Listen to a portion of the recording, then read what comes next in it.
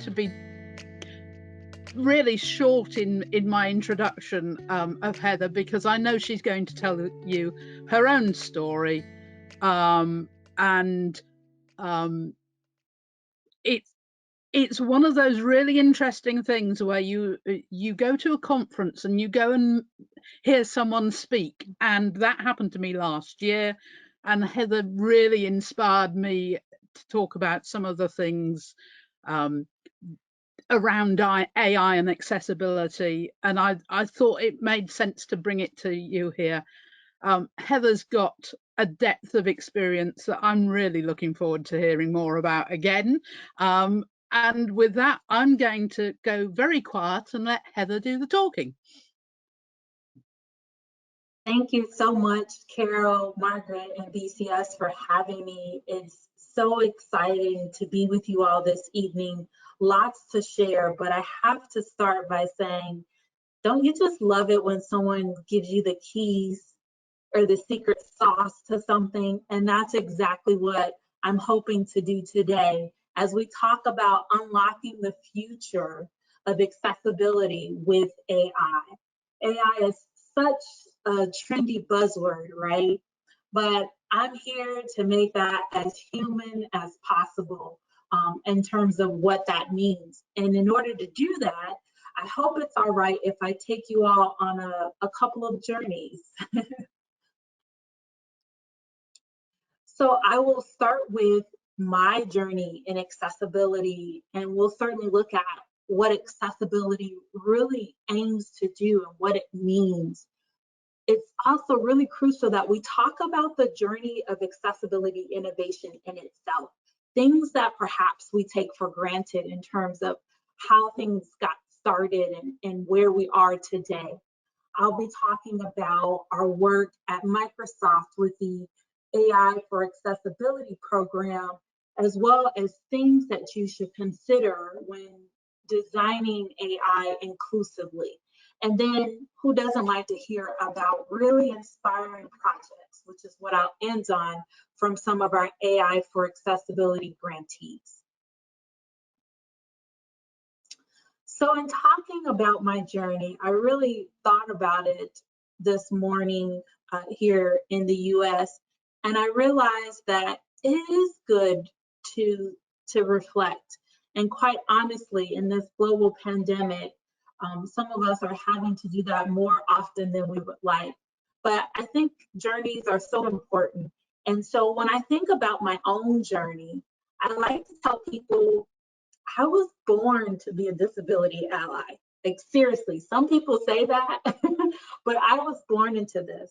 Both of my parents are deaf and hard of hearing, and I started learning sign language at 6 months old. The deaf community is near and dear to my heart. It's the community that I feel most comfortable around.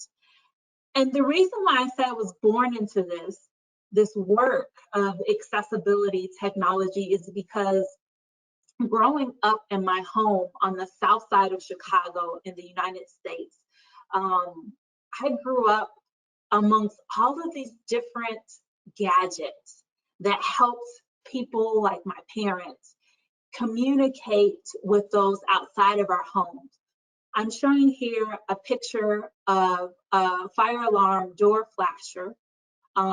Also, they use these flashers for doorbells. And in my house, there was this device attached to the lamp that would light up every time someone rang the doorbell.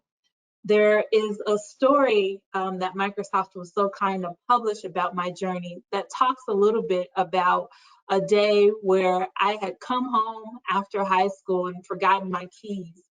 And I was peering through the window, hoping that my dad would walk near the lamp every time I rang the doorbell so that he could let me in. And I sat out there for a couple of hours. I could see him clearly at the back of the house, but this lamp was towards the front of the house. And it wasn't until he just decided to randomly walk towards the front that he realized that I was sitting on the porch. In the middle is a bulky teletypewriter or TTY device that my parents used to communicate to people that weren't deaf. This bulky thing brings back so many memories of how we used to communicate, which was typing out one line at a time, and you couldn't interrupt each other. That seems like eons ago in terms of how we communicate today. And so lastly on this slide is a picture of both my dad and I dressed in coats, walking in the snow down the street in my house, in front of my house in Chicago, and goes to that story that I mentioned that talks more about my journey. So when I say that I grew up with all of these different types of gadgets, I recognized that I wanted to be an inventor. And quite honestly, it's no coincidence that this is closing out the month of February, which in the United States is Black History Month. And I remember growing up as a little girl, learning about prominent African Americans and Black people in the diaspora who had been inventors. Whether that was, the refrigerator or a traffic light here in the United States. There were so many cool things that the Black community invented. And I thought, well, that's what I want to do. I'm around gadgets all the time. And so I went to college and studied electrical engineering. And it was a really interesting time in my journey. And what I'm showing on the screen here is the word intersectionality, because I think that before that became another trendy buzzword, before I really knew what it meant, it is just what I lived. I'm an African American woman. I'm sitting before you with glasses, brown and pink glasses, and a purple sweater and a pink and purple dress. And I have medium length hair. And from an accessibility standpoint, many times we describe ourselves for people in the room who may be blind or have low vision so that they have the same experience as a person who is able to, to look at you and describe you. But what's interesting about describing myself is that I've always lived at an intersection, always. The intersection of gender and race, and also living at the intersection of disability through the eyes of my parents. And so going to school to get my engineering degree was really about me serving other people that looked like my parents, people who live at this intersection daily, people that, quite honestly, when I sit and think about the weight of what it means to have an intersectional identity, people like my parents who, if they are pulled over by the police anywhere in this world, they're going to be judged on the color of their skin first before they're even able to self-identify as having a disability. And so there are lots of implications for that. When we really sit and think about the lived experiences of others, and quite honestly, how those experiences can be multiplied for people who sit at the intersection of various marginalized communities, whether that's, again, gender, race, disability, and even socioeconomic status. I mentioned that I grew up on the south side of Chicago in the United States, which I don't know if this word has traveled over to the UK, but it can be seen as a very rough sort of place to be from. And it certainly was that. There are also some really beautiful things that came out of the south side of Chicago. For instance, our former First Lady, Michelle Obama, also came from the south side of Chicago. And it's sitting in this tension of all of these different identities that I really think is what propelled me forward in my career. And so in talking about my career journey, I'm really blessed and fortunate that I've sort of always been at the tier of accessibility. And so after graduating college, I started in mobile accessibility. And I'm showing to my left on this screen a picture of a mobile phone with an arrow pointing to a hearing aid that has an arrow pointing back to the mobile phone. And this logo or icon represents hearing aid compatibility, which was a really big issue when I went to work in mobile accessibility at a company in Chicago that focused on making mobile devices. And so back in those days, it was the switch from analog to digital and the implications of that for another electrical device, the hearing aid. And I remember working with the community as well as researchers and other engineers to really solve that problem because the experience was so bad. There were people wearing hearing aids that when they put the phone next to their hearing aid would get these horrific construction buzzing sounds that made it really difficult to have a conversation. And so as an industry, we really rallied around solving that problem together and made a lot of tremendous progress. But also, I'm very fond of my memories in mobile because the mobile phone is a game changer, not only for my family, but for so many people with disabilities, even in terms of our access to the internet.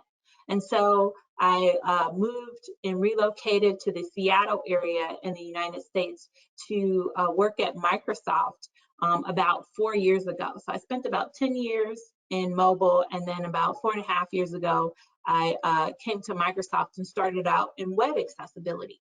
And I was part of a team that was tasked to really redesign our global career site. And my focus was on making that site accessible so that whoever wanted to apply for a job at Microsoft could do so and not experience or face barriers. What was also interesting about working in web accessibility were the wonderful teammates that I got to work with. One of my teammates, who's a good friend today, is blind. And I remember we were looking at a paycheck stub website, and I was able to pull down the electronic version of my paycheck stub, but he wasn't, given that the site wasn't accessible. And so that was another project that we worked on. But my point there is that proximity to the issue really makes a difference. And so when you have a person in your group, on your team, in your community that you are close with, and you get to see their lived experiences, it's another level of designing with empathy. It's another motivator, really, to resolve some of those challenges. And then more recently, I moved into AI accessibility, which I'll talk a lot more about in a little bit.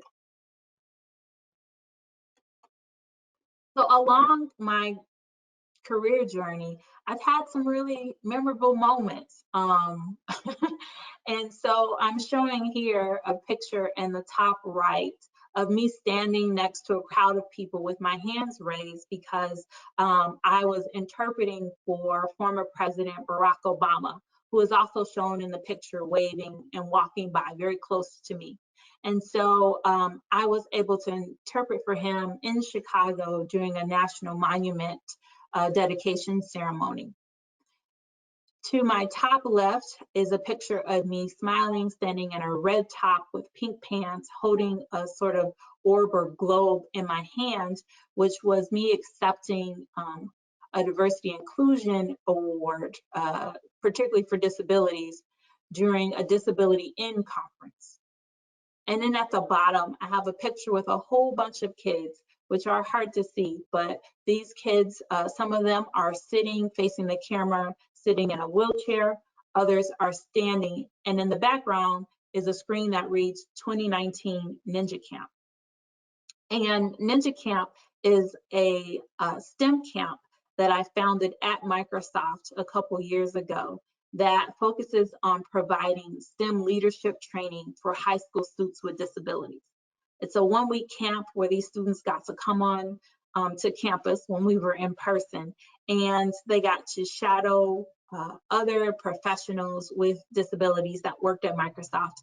And we really taught them some really great skills, including how to design an AI chatbot. It's one of my fondest memories because opportunities like that are too few and far in between in terms of really preparing the next generation of disability leaders for careers in STEM. And I love remembering that each time that we did the camp, the very first day, the students were always so nervous if they were really going to be able to complete the assignments for the week that culminated in a showcase of their work and their project on Friday. But by the end of the week, they were always so proud of themselves for accomplishing something that at the beginning they were unsure of. And just to see that confidence boost in them and their parents is always, always so heartening to see. So let's talk about accessibility a little bit more, because I think it's always important to really make sure that we have a grounding understanding of what we mean when we talk about disability as well as accessibility. And so when thinking about accessibility, it's important to recognize it's a responsibility. There are 1 billion+ people in this world that are living with a disability. And that is a lot. It's also important because we tend to say in the disability community that it's the one group that you can pretty much join at any point in your lifetime. And so recognizing that, it's important to understand that disability is also a spectrum. And so when we look at how the World Health Organization defines disability, they define it as a mismatch of human interactions. Notice that that definition has nothing to do with a person's ability. And again, to that spectrum that we speak of, what I'm showing here are various pictures showing icons of individuals. And they have the categories of touch, see, hear, speak. And what these pictures are meant to represent are the spectrum of disability, whether that's temporary. So for instance, say that as a new parent, you're holding a baby, and so you're pretty much only using one arm that's free. There's also situational. Perhaps you've injured your arm, you have an arm injury, and it's in a cast, and it needs 6 to 8 weeks to heal. And then there's also permanent, where perhaps you permanently only have the use of one arm. So again, it's important to think about the spectrum when we think about disability. It's important that we also not categorize based on a person's ability, but realize it's more about the environment. And that's why accessibility is important, because accessibility is really about empowering people with disabilities in their environments, whether that's at work, school, or daily life. And at Microsoft, we look at these 6 categories or segments of the disability population when we talk about empowering people with disabilities. There's vision loss, hearing, neurodiversity, which includes people living with autism, learning, which might include dyslexia, mobility, whether you're a wheelchair user or have some type of hand dexterity, and mental health. Mental health is one that we're going to talk about a lot. And just to bring in a little bit of what I shared at the beginning about intersectionality, there are so many implications for intersectionality within mental health, given that each of our communities, marginalized communities, may approach or talk about mental health differently. But it was the #1 growing disability in the world before the current COVID pandemic. And the pandemic has just exacerbated just the amount of anxiety screenings, which are up about 400%, according to Mental Health America, as well as depression screenings. And so we'll talk a little bit more about that. So with accessibility being a responsibility, it's also an opportunity, and truly an opportunity for innovation, which is what I love to talk about, and we'll talk about more today.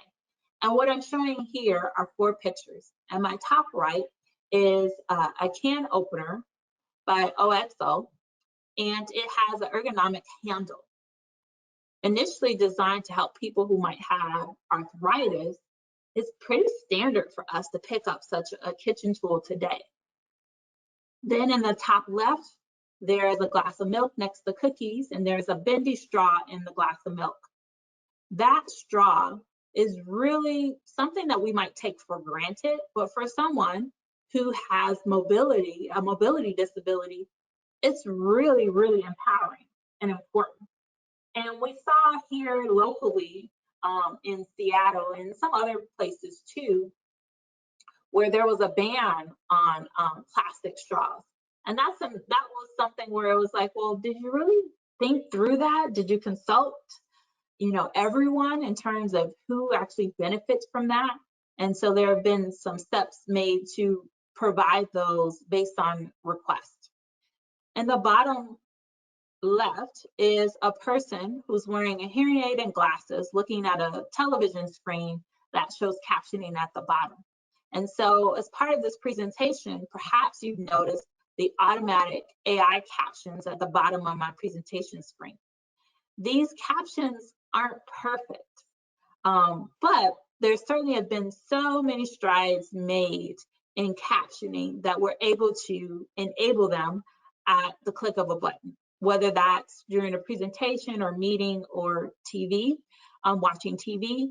It has benefits that really do extend to everyone. When you think about back in the days when we were able to work out in the gym and you didn't necessarily hear what was going on the TV, but you could read it. Even today, if you're at home with a crying baby, you can't have the TV on all the time, perhaps. And so you're still able to stay in the know with those captions.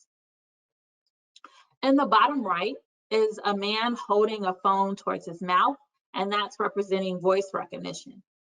Again, something that we've just pretty much just taken as standard these days. But all of these examples really talk about what happens when we really solve for one and extend the benefits to many. And again, it's important to remember that inclusion is what drives innovation for everyone. So let's talk about the journey of accessibility innovation, what it's been and where it's going. So innovation, I have here a picture of Wawa, a deaf rapper and musician who was performing during the national anthem during the United States Super Bowl earlier this month. His performance went viral, given how much movement, facial expression that he was having during his performance and interpreting the songs for the rest of the world. And then I have on the screen a picture to my left of sign language gloves, which are these big, bulky gloves. This picture shows some gloves with wires hanging out of them.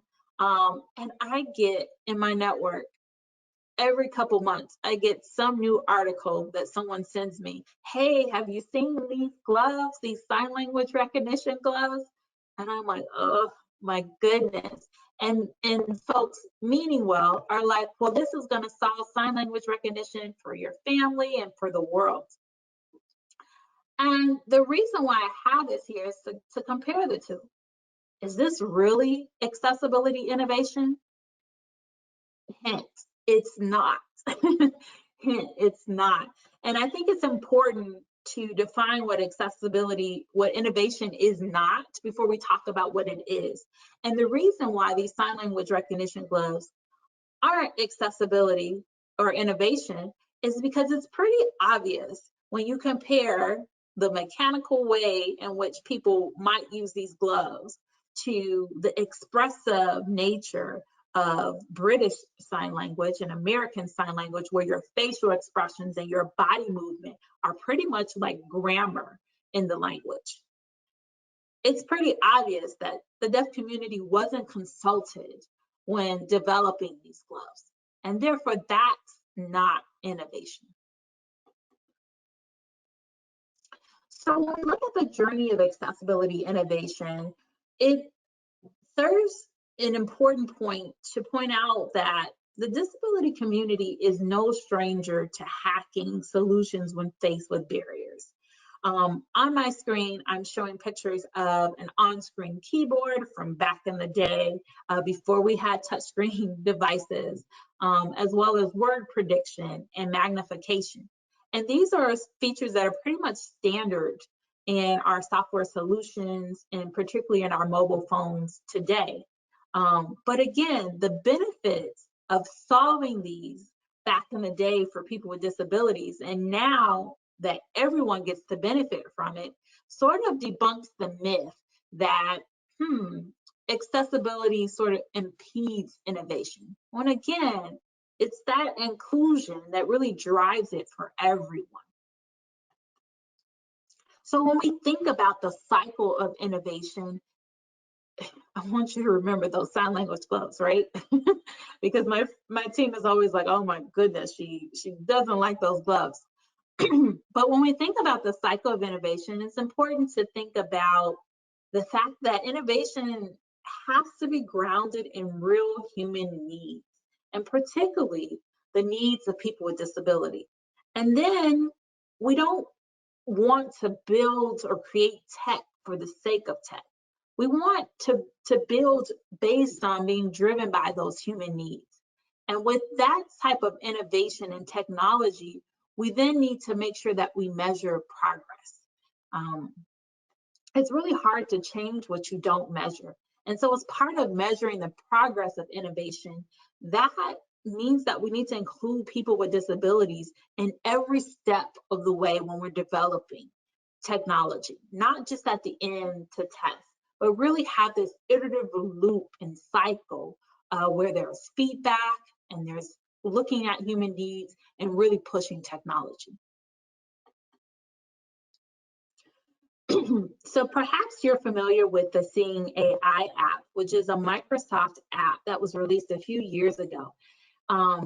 True story, it was actually part of an internal company-wide hackathon that Microsoft hosts every year.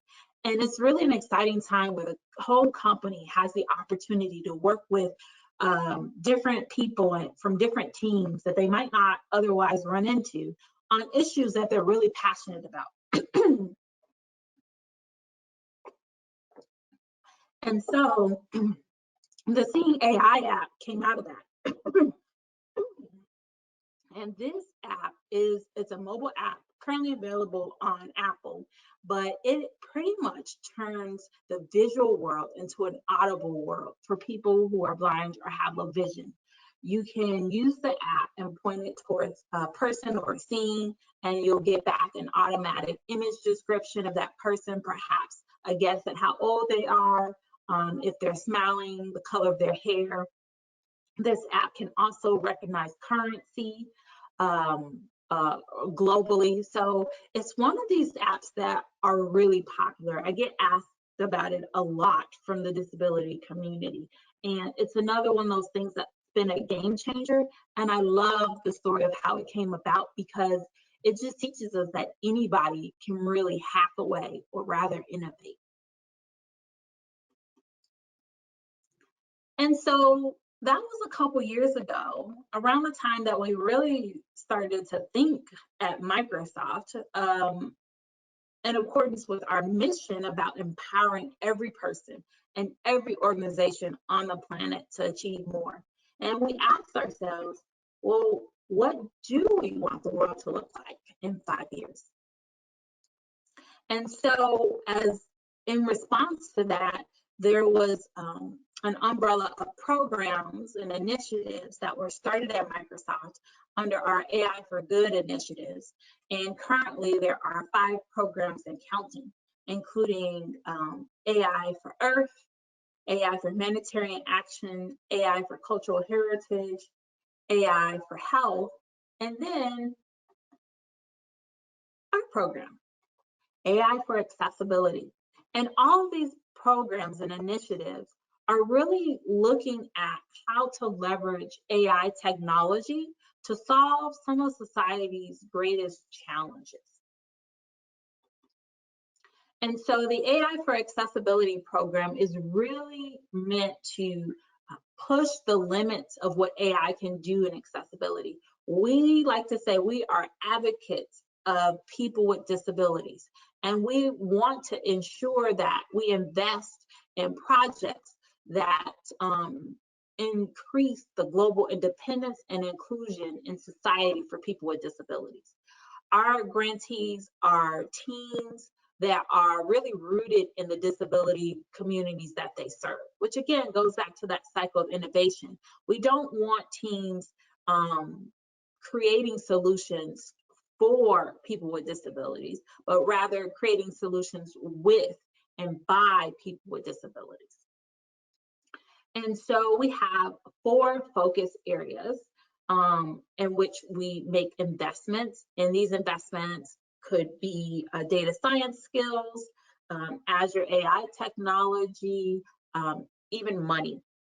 And so our 4 focus areas include education, employment, community, and community here really talks about those connections within the community, and mental health, and home. Home focusing on the devices inside and outside of our homes, like voice assistants and how to make them more inclusive, as well as accessible transportation and how to make cities truly smart and inclusive.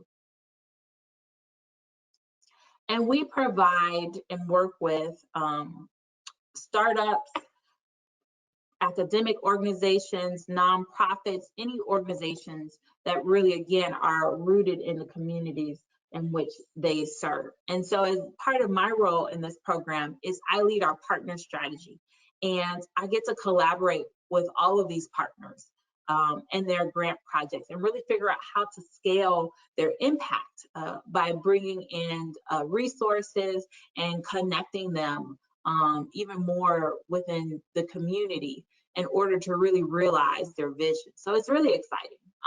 And I'll talk more in terms of the examples a little bit later. So our AI for Accessibility projects typically include and have a focus on Azure AI in terms of cognitive services. And these are pretty much pre-built services where you just plug in and use an API call to embed whatever technology and capability that you want into your app and solution. And so there are pre-built services or cognitive services in vision, computer vision, for instance, speech, language, natural language or Lewis language understanding, knowledge with our bot service, as well as search functions. There are so many different things under each of these categories. And I decided not to make it an eye chart, but I definitely suggest that you go ahead and go to azure.microsoft.com and check them out. A lot of them have demos on there. A lot of them have just quick things that you can try. You can even sign up for a free Azure account to tinker with some of these.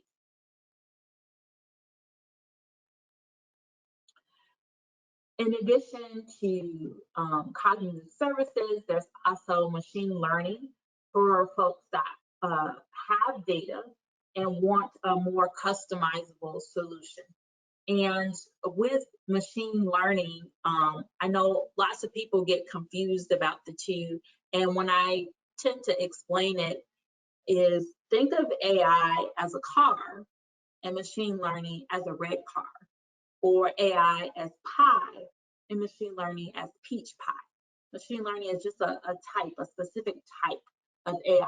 And with machine learning, you can build, train, and deploy models based on the data that you have. And so this chart here just kind of shows like 5 very high level steps when it comes to machine learning, which is, you get your data, you clean and prepare it, and label it, and then you want to train models based on that data and test out some of your predictions or hypotheses, and then look to refine those models and repeat the cycle all over again.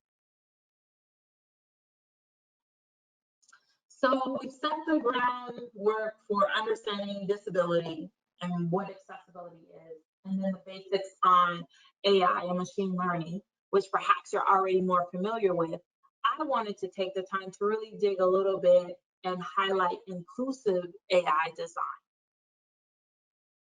And so just like I did with innovation, I always like to start with what it's not, because it's always important to remember that. And so here I'm showing 3 screenshots of 3 different faces. One is a male and the other 2 are women, and there looks to be lines kind of analyzing their faces. And what I want to point out is that perhaps you're familiar with some of the press that AI has gotten, typically based on how certain companies are using it. And here we have the company HireVue, which is a video interview platform that predicts job candidate performance by analyzing facial expressions, tone of voice, vocabulary, for instance. But I like to offer and have you think about, but what happens if the job candidate has Down syndrome, is living with Down syndrome, for instance, or has suffered a stroke, and so their facial features aren't necessarily symmetrical? What results happen then? When we talk about tone of voice, perhaps the job candidate is using a sign language interpreter in order to answer questions. How is the machine learning algorithm accounting for that? And so typically, especially when we talk about those 5 overall steps or overview steps of machine learning, and the first being get data, a lot of folks don't necessarily stop to reflect on, well, how does a person with a disability in that type of data factor into the data set that you have? Is the data set that you have really inclusive and representative of the lived experiences of people with disabilities? Or, as has been the case for quite some time, is disability seen as an outlier when you apply statistical models? And what are the implications of those? So I wanted to talk about some of those implications in some of the things I want to call out here. And the first is within data sets, recognizing bias within data sets. And quite honestly, it's something that my team has talked about a lot. We've talked about and sort of coined it as a quote unquote data desert when it comes to the fact that on one hand, we need a lot more data from people with disabilities in order to have inclusive data sets that are really representative of the disability community. And I tell folks all the time that, it doesn't take a lot of time or skill necessarily to take 1 million pictures of a single plant in order to train your model on recognizing a plant type.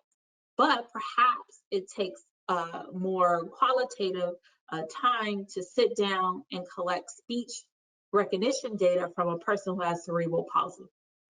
And so in order to really advance the future of AI and the future of accessibility, we need inclusive data sets. We need people asking questions about what's in those data sets.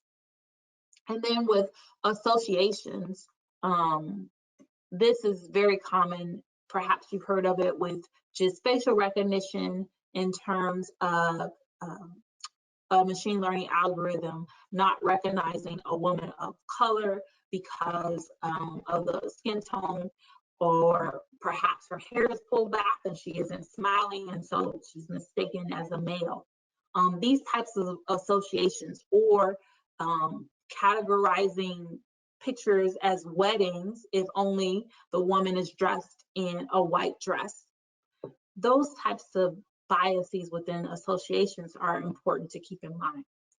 With automated decisions, I talk a lot about how important and how much transparency is needed when making and designing AI solutions. It shouldn't be this black box necessarily of you don't know how the decision was arrived at. And with automated decisions, one of the examples that we talk a lot about in the research community is with self-driving cars, and the fact that there was a time where many of them weren't fed data or trained on data that included people with disabilities, particularly in terms of being able to recognize a wheelchair user and the behavior of wheelchair users in a pedestrian crosswalk.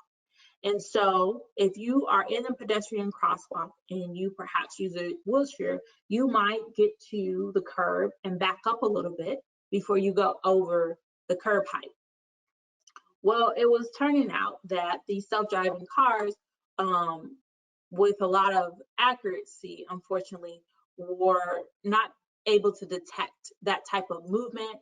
They were confused by it because of the lack of inclusive data sets, and in some cases would continue to proceed to move the car into the walkway, although there was a pedestrian in or a wheelchair user in the crosswalk. And then with interactions, we've seen a lot with chatbots and around censorship and language.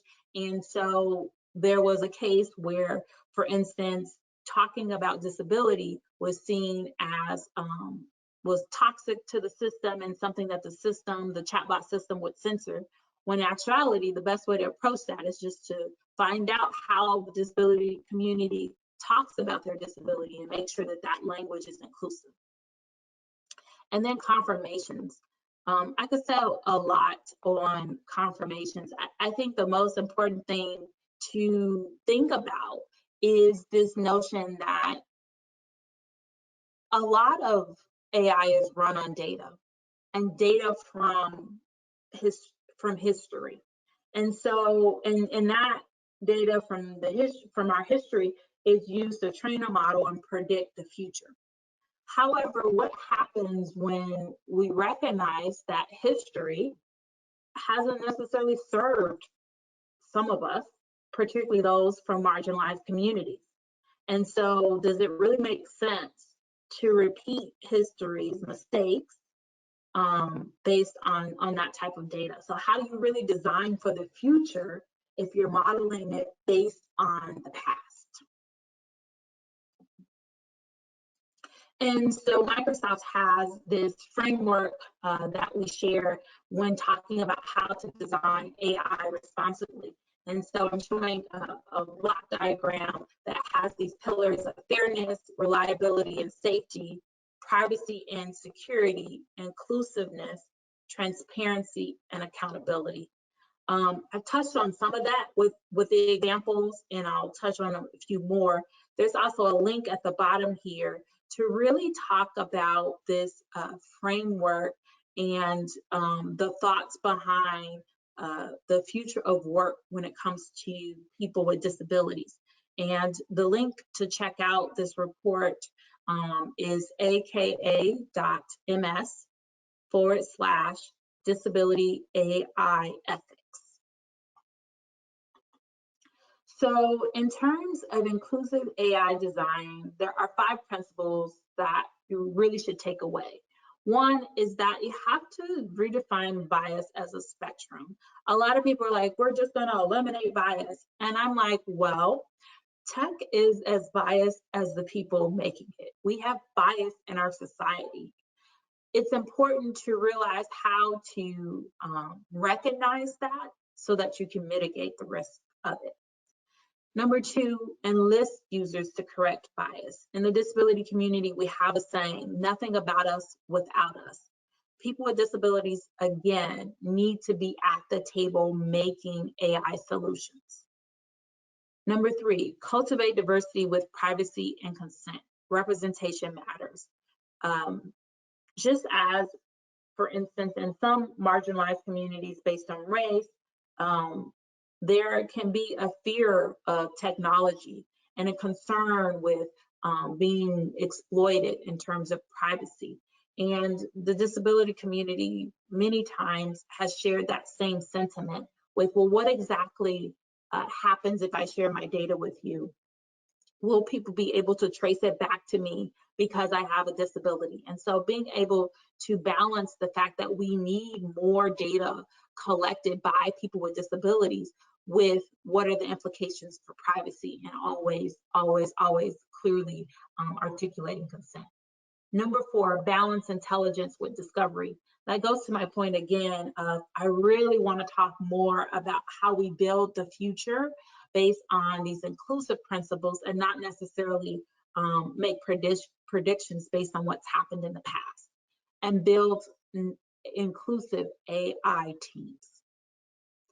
All right, I'm going to quickly talk about a few accessibility, AI for accessibility projects.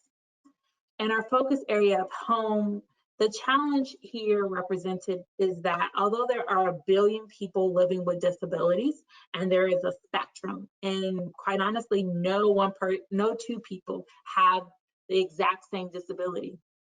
The challenge is that only 1 in 10 people living with disabilities have access to the assistive technology that they need, whether that's a screen reader, magnification, and it's also important that we make this assistive technology affordable.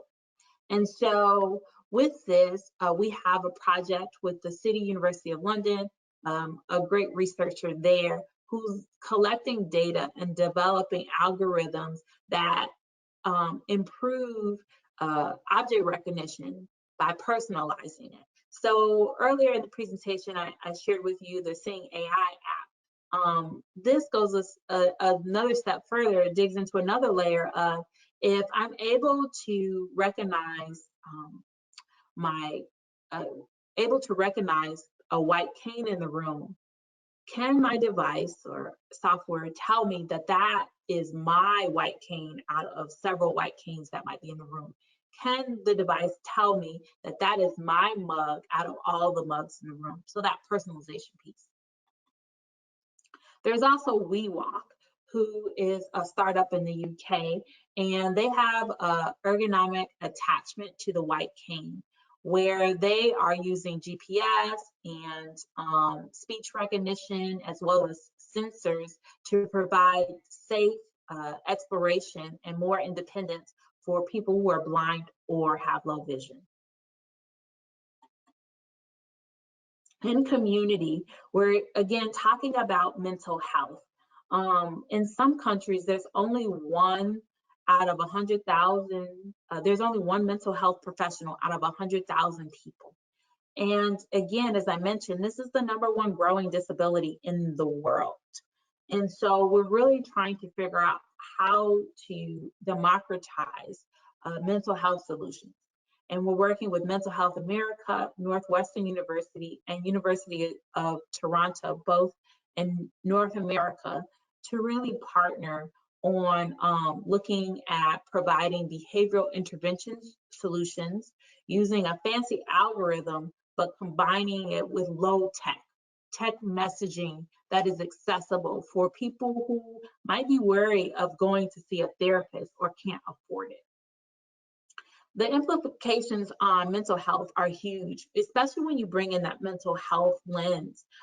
It has been reported that over 50% of the Black people that have been killed by police in the United States have had some mental health disability. And so I would love to see more data on what this looks like in other places in the world. I think that it's a real opportunity for us to use AI to really do something meaningful.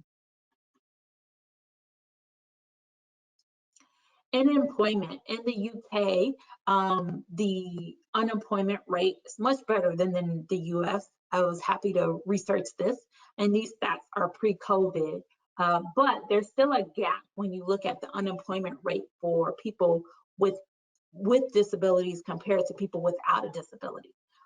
So with disabilities, it's 7% and about 4% for a person without a disability. But COVID and the global pandemic has changed a lot of things just worldwide. And we really want to start thinking about what would an inclusive recovery look like for all of us. And quite honestly, the unemployment rates in the United States are much higher, where it's a gap of 50%, sometimes 80%, depending on the disability segment of the population, all before COVID. And in many places, the unemployment rate where it's measured has been stagnant.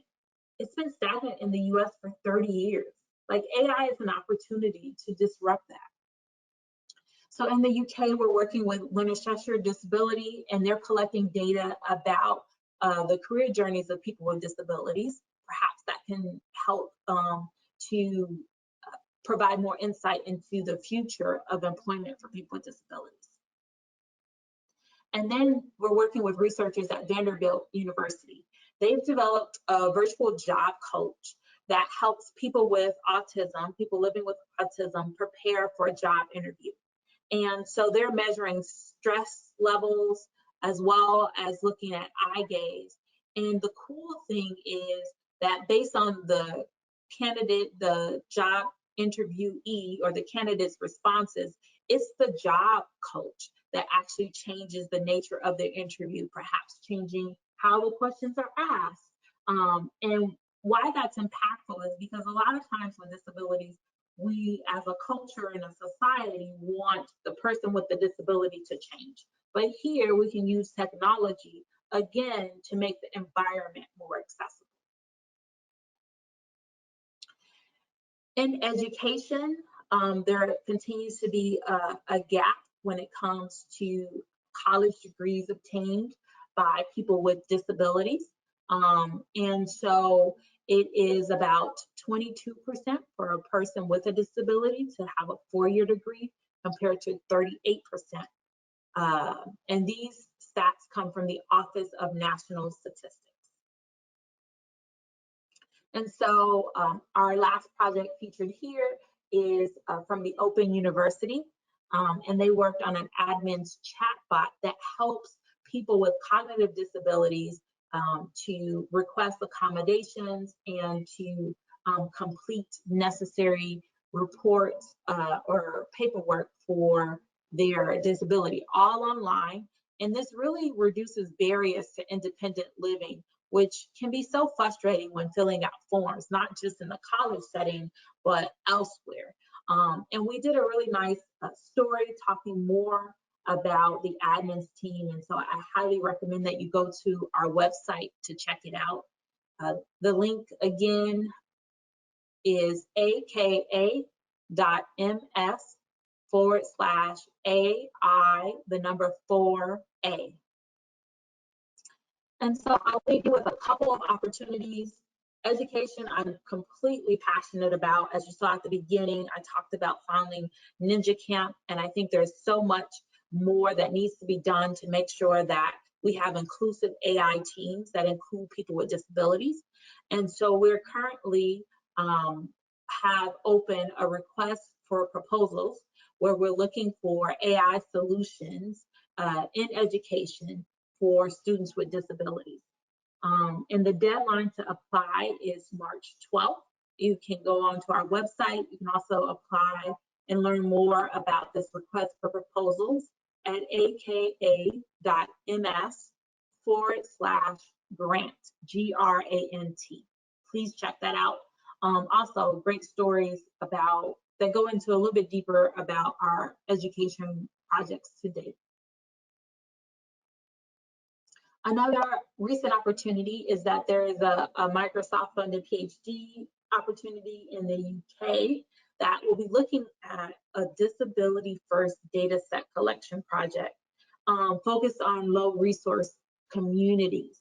And the deadline is March 26th. If you know anyone that is looking for such an opportunity, I highly advise that you share more about this. And I can put this link in the chat. Again, just going to the point about having more inclusive data sets in order to really advance accessibility with AI. You can connect with me and find me online, whether at LinkedIn or Twitter or Instagram.